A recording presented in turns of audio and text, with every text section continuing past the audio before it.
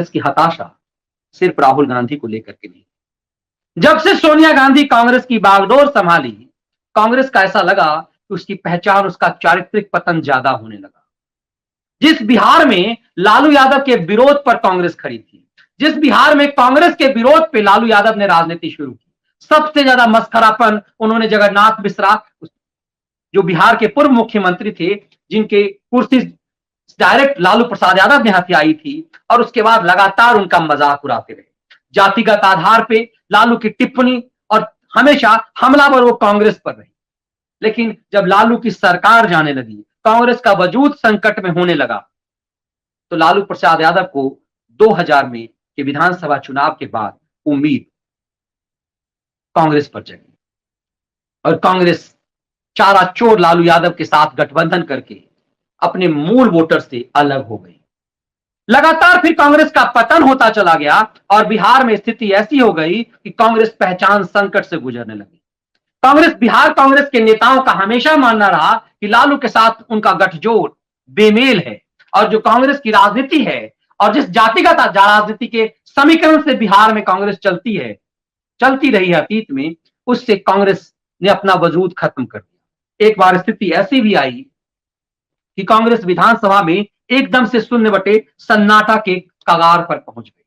कांग्रेस के मात्र 4 विधायक पहुंच गए थे, और ऐसे कंडीशन में कांग्रेस ये समझने लगी कि अब उसकी बर्बादी तय है।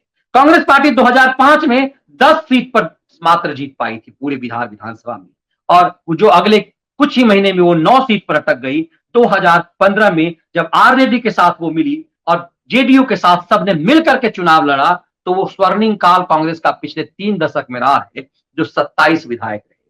बाद में 2020 में 19 विधायक इस बार कांग्रेस की जीत करके सामने आई, लेकिन उसके लिए भी 2020 में आरजेडी के सिपह सालार शिवानंद तिवारी ने कांग्रेस को बहुत जलील किया और कहा कांग्रेस पांव की जंजीर बन चुकी है बिहार में। अब उस जंजीर से दरअसल कांग्रेस अपने आप को मुक्त करना चाहती। उस जंजीर से कांग्रेस अपने आप को मुक्त कैसे कराना चाहती? कांग्रेस को यह लगने लगा है कि बिहार में कोई भी ऐसा नेता नहीं है जो उसकी डूबती नैया पार करा सके। जानकारी के मुताबिक पिछले कुछ दिनों में कन्हैया कुमार की 2 बार मुलाकात राहुल गांधी से हुई है, प्रियंका वाड्रा से हुई है, और राहुल और प्रियंका से मुलाकात से यह साफ हो गया है कि कन्हैया कुमार बिहार कांग्रेस की बागडोर को संभालेंगे। कांग्रेस में आने की शर्त कन्हैया की यही है कि उसे अध्यक्ष का पद दिया जाए। जो कांग्रेस गुजरात में एक ऐसे नए लपेरे को अपना अध्यक्ष बना दी, वही कांग्रेस अब हार्दिक पटेल की तरह कन्हैया कुमार पर दांव लगाना चाह रही है। कांग्रेस की गर्त देखिए कि गुजरात में उसने एक नए लड़के को, जिसका एक समय में चुनाव की उम्र भी नहीं हुई थी, उस नए लड़के को जिसका कोई राजनीतिक करियर नहीं था, उसे कांग्रेस ने बागडोर दे दी। तो सवाल यह है कि क्या कांग्रेस को आप क्या कच्चा खिलाड़ी समझते हैं? क्या कन्हैया कुमार और हार्दिक पटेल को कांग्रेस ने पैदा किया था? ये जातिगत राजनीति और एक तरह से तुष्टीकरण के वोट के प्रणेता के रूप में, जिस तरह से एक विद्रोही वोट के रूप में कन्हैया कुमार सामने आया, आप देखे होंगे कि पूरा खलियर खैरातियों को एक समय में कन्हैया कुमार से बड़ी उम्मीद जगने लगी थी। बिहार लोकसभा चुनाव में 2019 में कन्हैया कुमार जब सीपीआई से चुनाव लड़ना शुरू किया था, तो बेगूसराय जो जातिगत आधार के रूप से कन्हैया की जाति का था, इसीलिए बेगूसराय से उसने लड़ने को सोचा, क्योंकि बेगूसराय उसका गृह जिला भी रहा है। और कन्हैया कुमार पर पूरा एक तरह से उस समय भी कांग्रेस ने अप्रत्यक्ष रूप से कन्हैया कुमार के साथ कांग्रेस खड़ी हो गई।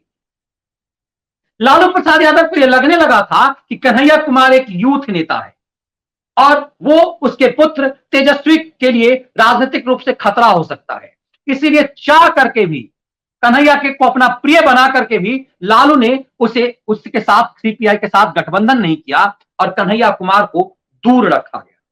लेकिन उस कन्हैया कुमार में कांग्रेस क्यों हवा भरती रही? गुजरात में जिस तरह से पटेल आंदोलन हुआ, जिस तरह से गुजरात में उत्पात हुआ और एक तरह से मोदी के खिलाफ एक नया चेहरा बनाने की कोशिश की गई और उसको पूरी तरह से तैयार किया गया, बाद में वो हार्दिक पटेल कांग्रेस का अध्यक्ष बन गया, जो बिल्कुल शून्य बटे सन्नाटा था। तो ये समझ में आने लगा क्या हार्दिक पटेल से उत्पात करवाना, हार्दिक पटेल से गुजरात का जो सबसे एक तरह से समृद्ध जाति है, सबसे प्रभावशाली जाति रही है, उस पटेल समुदाय के लिए आरक्षण के मुद्दे को उठा करके हार्दिक पटेल ने जिस ढंग से गुजरात में के हालात तय किए, उसके बाद उस हार्दिक पटेल का कांग्रेस में शामिल होना यह दिखाता है कि क्या ये कांग्रेस ने बड़ी दूरगामी प्लानिंग की थी हार्दिक पटेल के रूप में, लेकिन वो पूरी तरह से शून्य बटे सन्नाटा साबित हुआ। अब आपको ये लगेगा कि 2014 के इर्द गिर्द जिस ढंग से कन्हैया कुमार को तैयार किया गया, कन्हैया कुमार से और जेएनयू का कांड किया गया, उससे यह लगता है कि चूंकि कांग्रेस जमीन पर अपना भरोसा खो चुकी हुई है, राहुल गांधी यदि कुछ भी बोलते हैं, कांग्रेस का कोई बड़ा नेता यदि कुछ भी बोलता है तो उसकी साख, उसकी ताकत खत्म हो जाती है। ऐसे में कन्हैया कुमार पर इसलिए दांव माना जा रहा है कि 2024 में जो बिहार में जो चेहरा की तलाश है, उसमें कन्हैया कुमार का नाम सबसे आगे लिया जा रहा है।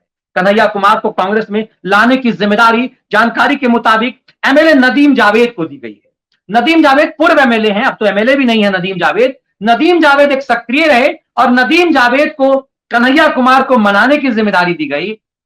और उसमें एक बात और सूत्र बताते हैं कि कन्हैया नदीम जावेद को यह ठेका प्रशांत किशोर ने दिया था। प्रशांत किशोर चूंकि 2024 के लिए काम कर रहे हैं, बहुत गंभीरता से समझिएगा कि प्रशांत किशोर चूंकि 2024 के लिए काम कर रहे हैं, इसीलिए माना जा रहा है कि बिहार और उत्तर प्रदेश विधानसभा सामने आ चुका, इसलिए प्रशांत किशोर क्रेडिट लेकर के और हार यदि जाए बुरी तरह से, यदि कांग्रेस वहां हारती है, शून्य सीट यदि विधानसभा में मिलता है तो डिस्क्रेडिट कहीं ना हो जाए प्रशांत किशोर, इसलिए प्रशांत ने साफ कर दिया है कि 2022 के जो चुनाव होने हैं उसमें वो कोई भूमिका नहीं लेगा। लेकिन उसकी शुरुआत बिहार से की जा रही है और नदीम जावेद को यह जिम्मेदारी दी गई, जो पूर्व एमएलए है नदीम जावेद को, कि कन्हैया कुमार को मनाओ और इसके लिए यह आइडिया बताया जा रहा है कि प्रशांत किशोर का है। तो कांग्रेस अब उसे लग रहा है उसे अपने पुराने स्टैंड पे आना पड़ेगा, तुष्टिकरण का पूरा वोट उसे चाहिए और जातिगत आधार, क्योंकि कन्हैया कुमार भूमिहार जाति से और लंबे समय से बिहार की जो प्रभावशाली जाति रही है, भूमिहार और ब्राह्मणों का जो समीकरण है वो कांग्रेस से टूटता चला गया, जो कांग्रेस का मूल वोट रहा। कांग्रेस का जो मूल वोट रहा है वो बीजेपी की तरफ खिसकता चला गया और प्रशांत किशोर को ऐसा लगता है कि बिहार में जो अपर कास्ट का वोट है उसमें खास करके भूमिहार वोट जो है, उसे यह लगता है कि नीतीश कुमार उसे बहुत समय से इग्नोर कर रहे हैं। इसीलिए जातिगत समीकरण बिहार में चलता है और इसीलिए माना जा रहा है कि कन्हैया कुमार की जाति को देख करके, कन्हैया कुमार के तेवर को देख करके, इसमें कोई दो मत नहीं है, एक बेहतरीन ऑरेटर है और सामने वाले कई प्रवक्ताओं को चुप करा देता है। कांग्रेस में कोई ऐसा प्रवक्ता नहीं बचा, किसी प्रवक्ता की ऐसी औकात और हैसियत नहीं रह गई है कि सामने वाले को चुप करा सके, क्योंकि कांग्रेस पर हमलावर हो जाते हैं सामने वाले जो प्रवक्ता हैं। इसीलिए एक कन्हैया कुमार में एक बेहतर ऑरेटर और उसकी जाति को देख करके प्रशांत किशोर ने यह दांव चला है कि हर हाल में कन्हैया कुमार को लाया जाए। कन्हैया कुमार को लगता है कि वामपंथ का कोई वजूद बच नहीं गया राजनीतिक स्तर, सिर्फ यूनिवर्सिटी में कमाई का धंधा, प्रोफेसर लेक्चरर बन करके इतिहास लेखन और पत्रकारिता में, अखबारों में लेखन लिख करके कांग्रेस की नैया को पार कराने के प्रयास के अलावा और उसकी कमाई के अलावा कुछ भी नहीं बचता। राजनीतिक करियर वामपंथ का बिल्कुल से सन्नाटा हो गया, केरल के अलावा पूरे देश से वामपंथ खत्म हो गया। इसलिए कांग्रेस, कन्हैया कुमार को लगता है उसकी पूरी उम्र बची हुई है, ऐसे में वामपंथ से लटक करके वो अपने आप को बर्बाद नहीं कर सकता। कन्हैया कुमार इसी दांव में है और कांग्रेस की जरूरत बन गया है। इसीलिए माना जा रहा है कि कन्हैया कुमार के सहारे बिहार में कांग्रेस अपनी नैया को पार लगाना चाहे, क्योंकि वामपंथ के एजेंडेबाजों से अब कुछ भी नहीं हो पा रहा। एक महत्वपूर्ण खबर देश की सबसे बड़ी अदालत से है। रमेश जी का एक सुपर चैट का सवाल है, जिसमें वो कह रहे हैं कि यह जो तुम रोज रोज कांग्रेस का मजाक उड़ाते हो ना, देखना एक दिन कांग्रेस को देखते देखते तुम लोग तरस जाओगे। क्या बात है क्या कटाक्ष मारा है आपने रमेश जी, जब जबरदस्त है। हर्षल कुमार सोनार, इनका ये बहुत जबरदस्त मारा है पटेल साहब ने। और एक और पटेल साहब आ गए, हर्षवर्धन पटेल जी के, मनीष जी नमस्कार, हार्दिक पटेल तो मोदी जी की दाढ़ी का एक बाल भी नहीं है। और यही हाल हर्षवर्धन भाई, यही हाल होगा कन्हैया कुमार का। बिहार में उसे लग रहा है जैसे जातिगत समीकरण से, आज भी कांग्रेस जातिगत समीकरण से कुछ पाना चाहती है, क्योंकि गुजरात में पटेल एक प्रभावशाली जाति रही है, इसीलिए लगा कि ये भूल चुके हैं कि अब वो दौर चला गया और कांग्रेस अभी भी उसी में लटके हुए रहना चाहती है। यही कांग्रेस की सबसे बड़ी लाचारी है। आगे आगे देखिए होता है क्या।